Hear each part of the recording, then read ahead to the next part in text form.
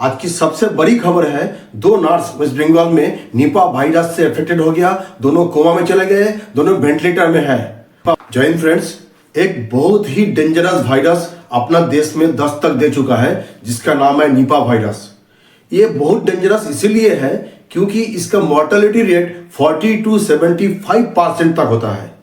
ये एक zoonotic virus है, यानी कि ये वायरस जानवर से इंसान तक बीमारी फैलाता है।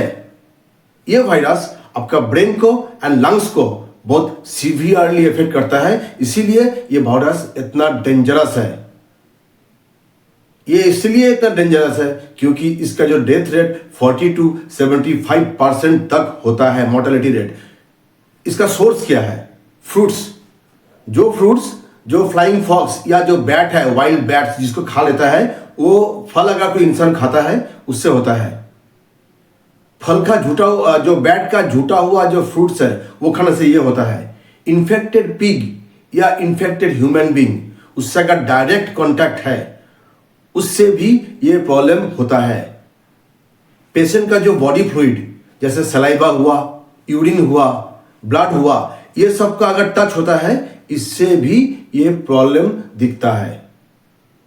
अब इसका साइंस एंड सिम्टम्स क्या है? आमतौर पे जब पेशेंट के साथ में या प्रॉब्लम के साथ में एक हेल्दी ह्यूमन का एक्सपोज होता है, उसका 2 से 14 दिन का अंदर में ये प्रॉब्लम दिखता है। सबसे पहले क्या होगा? तेज बुखार होगा, हेडेक होगा, वॉमिटिंग होगा, ड्राउजीनेस होगा और कंफ्यूजन होगा उसके अंदर में। इसके साथ में क्या होगा? सीजर्स, फिट्स, जिसको एपिलेप्सी या हिंदी में बोलते हैं मिर्गी, ये भी देख सकता है।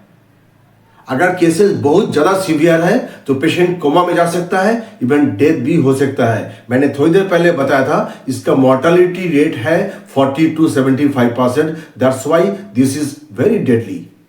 थोड़ा बहुत बात कर लेते हैं इसके ट्रीटमेंट के बारे में। अभी तक इसका कोई स्पेसिफिक ट्रीटमेंट या स्पेसिफिक वैक्सीन है नहीं अपना देश में या वर्ल्ड में कहीं भी नहीं है। प्रिवेंशन एंड सपोर्टिव केयर से ही इसका ट्रीटमेंट होता है।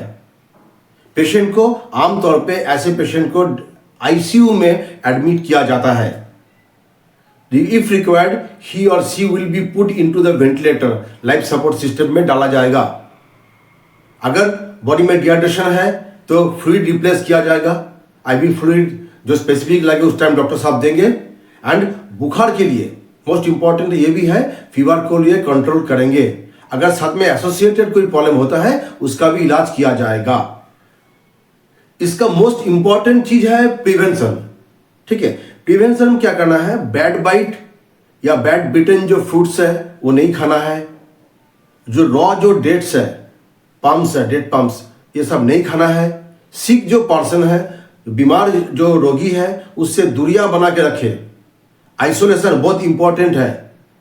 मास्क पहनिए एंड हाइजीन एंड सैनिटेशन का प्रॉपर ध्यान रखिए। एंड हॉस्पिटल जो स्टाफ्स है, डॉक्टर साहब हुए, नर्स मैडम लोग हुए, नर्स साहब हुए, इन लोगों के लिए इवन जो अदर हॉस्पिटल स्टाफ्स अगर अटेंडिंग पेशेंट है, पेशेंट को अटेंड कर रहा है, उनके लिए पीपीई किट का इस्तेमाल एकदम मैंडेटरी होना चाहिए। Otherwise they also will be infected. India में आमतौर पे ये बीमारी केरल में देखा जाता है एंड वेस्ट बंगाल में देखा जाता है। एंड इसका छोटा सा एक आउटब्रेक है ना, बहुत डेडली होता है।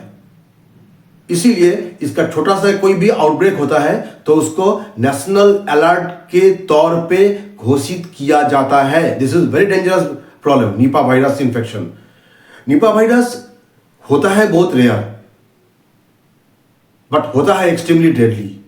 इसीलिए ये जानलेवा है एंड इसीलिए इसके बारे में अवेयरनेस एंड प्रिवेंशन बहुत इंपॉर्टेंट है। मेरा जो इस वीडियो के जरिए मैंने आप लोगों को अवेयर करने का कोशिश किया है ताकि ऐसे प्रॉब्लम दिखे तो बचे जरूर। Prevention is better and cheaper than cure, and ये आपको जिंदगी बचाएगा। वीडियो अगर अच्छा लगे तो शेयर जरूर करिए, क्योंकि ये वीडियो बहुत डेंजरस बीमारी के बारे में हमने बताया है। आप आपका फ्रेंड्स को, रिलेटिव्स को लाइफ बचा लोगे। जय हिंद, जय भारत।